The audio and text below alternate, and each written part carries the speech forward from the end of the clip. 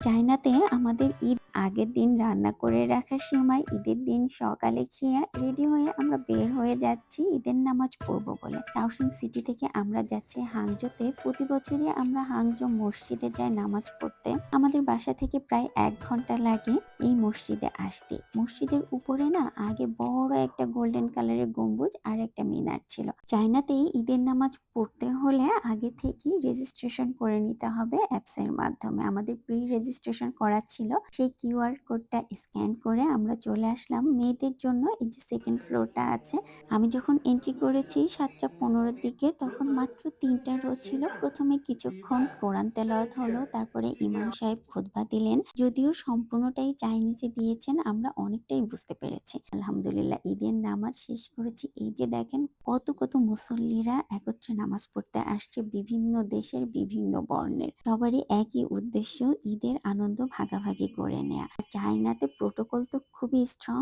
এই যে সোয়াত বাহিনী আছে যাতে কোনো অকারেন্স না হতে পারে, এই জন্য সম্পূর্ণ প্রোটেকশন দিয়ে চলছে। রোজার ঈদের সময়ও না এই পার্কে আমরা চেরি ব্লসম দেখেছি। আর মসজিদের কাছেই আছে মেট্রো স্টেশন। আমরা এখন যাব শাওশিং সিটিতে। বেশ কয়েকটা স্টপেজ চেঞ্জ করে ১ ঘন্টার ভেতরে চলে আসলাম।